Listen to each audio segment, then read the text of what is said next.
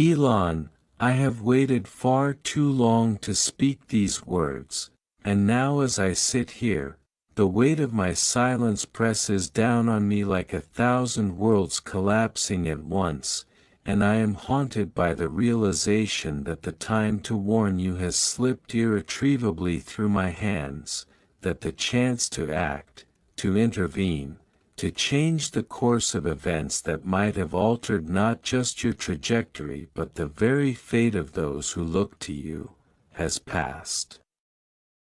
I write not as an accusation, not as a lament solely for what might have been, but as a confession of my own failure, a recognition that my hesitation, my doubt, my fear of speaking when the stakes were highest has created a chasm between what could have been and what is now inevitable. You have always been a force that moves faster than the currents of conventional thought, a mind that sees beyond the horizon, yet even you are not immune to the tides of consequences, the ripple effects that extend from choices made and opportunities missed. I wish I had told you sooner, that I had found the courage to pierce through the noise, to lay bare the truth that I saw, to illuminate the paths that you might have taken, paths that could have prevented the spirals we are now facing. But silence, the cruel companion of indecision, kept me from you. And now, as I write these words, I feel the gravity of time itself, unforgiving and relentless, pressing me to articulate all that I have withheld. Every day I waited, I told myself that tomorrow would be enough, that the urgency could be contained, that somehow the universe would allow another chance, but it never did. The opportunity has passed, and yet I feel compelled to speak, because even in the face of inevitability, even knowing that my words arrive too late to avert what could have been prevented, I cannot remain silent any longer. There is a certain responsibility that comes with awareness, a burden that weighs upon those who perceive danger before it arrives, and I have borne that burden in isolation, wrestling with the knowledge that inaction is also a choice, and it is a choice that I made. And now, as I confront the enormity of that choice, I am struck by the fragility of foresight, by the delicate balance between knowing and acting, between understanding and intervening. I wish I had been braver, that I had transcended the fear of being dismissed or misunderstood, that I had trusted the urgency that pulsed within me. There were moments, fleeting and fragile, when I almost spoke, when the words hovered on the brink of release, and yet I retreated into caution, into the deceptive safety of silence, imagining that by waiting, by observing, by calculating, I was somehow protecting you from confusion or distraction. But now I see that silence was a betrayal, that the very act of not warning you was the gravest mistake I could have made. And I am haunted by questions that have no answers, by visions of what might have been, by the understanding that the tides of consequence do not wait for hesitation, do not pause for contemplation. In the vast machinery of events that you command, in the technologies that stretch from Earth to the stars, in the ambitions that shape industries and minds alike, there lies a vulnerability, a human vulnerability that no amount of innovation can shield from the unforeseen, from the shocks that ripple through systems, from the dangers that hide in plain sight. And I had seen one of those dangers, a shadow lurking just beyond the reach of perception, something I believed could have been averted had I spoken. Had I found the courage to break the silence? I tried to reason with myself, to rationalize my inaction, convincing myself that timing was everything, that perhaps the moment had not yet come, that my words might carry weight only under certain conditions, but all of these justifications now feel hollow, a thin veil over the raw regret that sears me from within. You are a man of action, a man who responds to challenge and vision alike, and yet even the most resolute of visionaries can be blindsided by what goes unsaid, by what is left to chance, by the whispers of warning that arrive too late. I fear that in my delay, I have allowed forces to gain momentum that might have been slowed, trajectories that might have been altered, and now the consequences unfold without pause, without mercy, and without my intervention. I am gripped by a sense of urgency even as I recognize the futility of my timing, because to remain silent any longer would be to abandon the principle that compels me to reach out, even in the shadows of inevitability.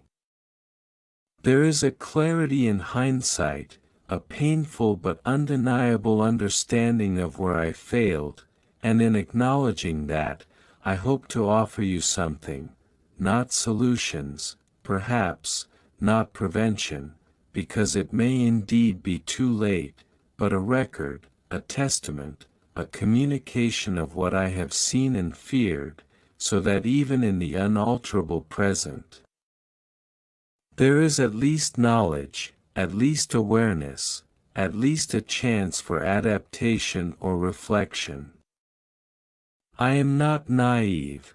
I know that words cannot undo what has been set into motion, that they cannot reverse the currents of time or undo the consequences of delay.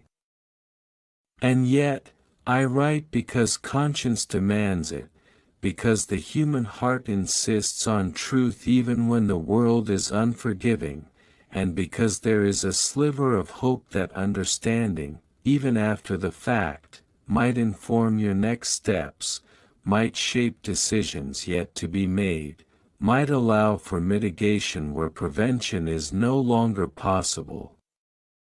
Elon, you have carried more weight than most can even imagine, a burden of expectation, ambition, and responsibility, and it is precisely because of that burden that I should have spoken sooner.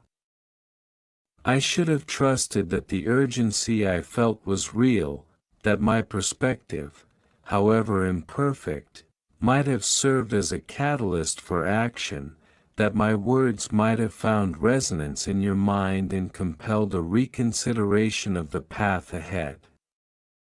And now, as I face the consequences of my hesitation, I am left with the raw, unflinching truth, that timing is everything, that silence has a cost, and that regret is the companion of delayed action. I am writing not to absolve myself, for there is no absolution in this context, no redemption that can erase the time lost or the opportunities missed. But to bear witness to my own awareness, to acknowledge the responsibility I have borne, and to leave, at the very least, a record of concern, a voice reaching across the space that my fear once occupied. Perhaps you will read these words and recognize the weight they carry, perhaps not, but the act of writing them is an act of penance, an attempt to reconcile what I have done with what I could have done, to bridge the chasm between inaction and expression, between fear and courage. The regret I feel is not abstract, it is visceral, it courses through me with a relentless intensity, reminding me that in matters of foresight, hesitation is a luxury we cannot afford, that even those who seem invincible are subject to the unseen, the unpredictable, and the unspoken. And so, I write, fully aware of the limitations of these words, fully aware that they arrive after the window of opportunity has closed, fully aware that the consequences may already be beyond our capacity to alter. Yet I cannot remain silent, because silence is complicity, because silence is an abdication of responsibility, because silence is the enemy of those who care. I have carried this message in the shadows, in quiet moments of reflection, in the spaces between thought and action, and it has grown heavier with each passing day, a burden I can no longer bear alone. To remain silent any longer would be to betray not only you, but myself, and the very principle that insists on speaking truth, on acknowledging danger, on striving to act before it is too late. And now, as I place these words before you, I am filled with a mixture of fear, hope, and anguish, understanding fully that what I offer may be too late to prevent the course that has already begun, but recognizing also that it is never too late to convey truth, to illuminate awareness, to insist that even in the shadow of consequence, the light of knowledge is worth casting.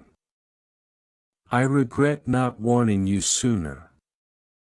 Those words, simple and stark, carry the weight of countless moments when hesitation eclipsed action, when fear silenced voice, when opportunity slipped away unseen. And though I cannot reclaim the past, though I cannot erase the consequences of delay, I can speak now, and in speaking, perhaps some measure of purpose is restored, perhaps some fragment of potential still remains, perhaps the future, while altered and constrained, can yet benefit from the clarity I failed to provide when it mattered most.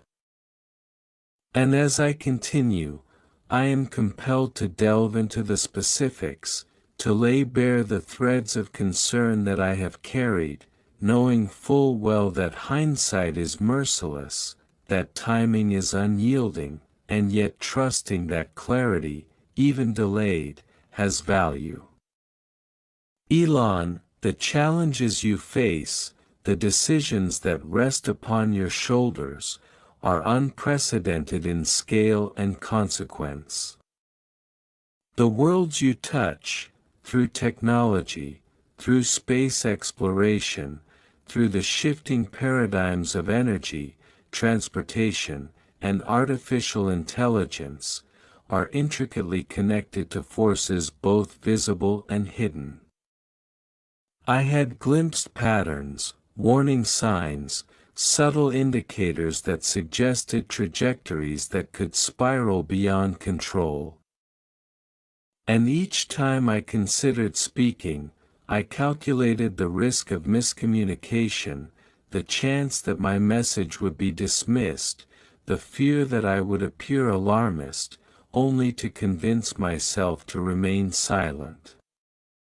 It was a grievous error, and I now recognize the arrogance in thinking that the timing would eventually become perfect, that the universe would somehow provide a more convenient moment. There is no perfect timing in matters of consequence, Elon. There is only urgency, the kind that insists on immediate action, the kind that demands that the voice be raised even when uncertain of reception. And I failed. I failed to act, and in that failure, I feel the weight of not only my own conscience but of the potential impact on the countless lives and systems intertwined with your decisions. You are accustomed to risk, to boldness, to the calculated audacity that has propelled you to heights unimaginable. But even the boldest of minds can be blindsided by what is unspoken, by the absence of cautionary counsel, by the silence of those who have seen but have not acted. I had the foresight to sense danger, Elon, and yet I allowed hesitation, doubt, and fear to cloud judgment and paralyze my expression. How cruel it is that foresight, without action, becomes a torment rather than a gift, a burden rather than an advantage. I can recall the moments when I saw the early signs, subtle yet persistent, the moments when my intuition screamed louder than logic, yet I chose the safer path of reticence. Believing that discretion was wiser than interruption, believing that the weight of my concern might somehow be transmitted without words. But concerns, when left unspoken, do not have power. They are shadows that dissipate in silence, leaving only the stark reality of consequences. And now, those consequences loom. I can see them stretching ahead, intricate, inevitable, shaped in part by my own inaction. The thought that a single warning, uttered at the right moment, might have shifted a trajectory, altered the course of events, prevented the amplification of danger, it is a haunting thought, one that I carry with relentless intensity. I do not write to burden you unnecessarily, nor to diminish the remarkable achievements you have already realized. The magnitude of your vision, the audacity of your endeavors, the relentless pursuit of possibilities beyond the ordinary, all of it is extraordinary. Yet extraordinary vision does not shield one from unforeseen risk. Awareness must be matched with vigilance, and foresight with decisive action. In failing to provide that spark of awareness sooner, I have allowed risk to gain momentum unchecked. And while I cannot undo the past, I can offer you the fullest account of what I perceived, of what I feared, so that even now, amidst the unfolding reality, there is knowledge, and knowledge has power. I must confess the depth of my regret, Elon, because regret is not mere remorse, it is a recognition of responsibility, a confrontation with truth, a reckoning with what should have been done. I wrestle daily with the knowledge that my silence has consequences, that the opportunity to alter events has diminished irreversibly, that the burden I carry is not only mine to bear but, in a way, a shared weight with you, because the information withheld might have guided decisions in directions now foreclosed. My hesitation was born not of apathy but of fear, the fear of being misunderstood, of overstepping boundaries, of being dismissed as alarmist. Yet in reflecting now, I understand that the only mistake graver than speaking prematurely would have been to remain silent entirely. And that is precisely the mistake I made. And so I write these words with urgency, with clarity, and with the raw honesty of someone who has finally recognized the price of silence. It is a strange and humbling realization to confront the limitations of one's own courage, to see how easily fear can overshadow necessity, how hesitation can eclipse the imperative of action, how the weight of responsibility can become paralyzing when not met with forthrightness. Elon, I do not claim to know the full breadth of your path, nor the countless calculations, insights, and considerations that occupy your mind daily.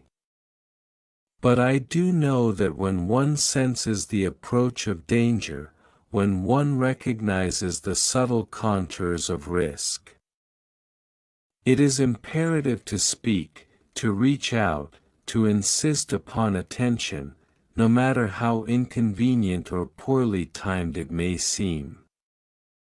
That is the principle I violated. And now, with the clarity that comes only after delay, I attempt to set it right, even if only partially, even if only through these words that arrive after the moment for action has passed.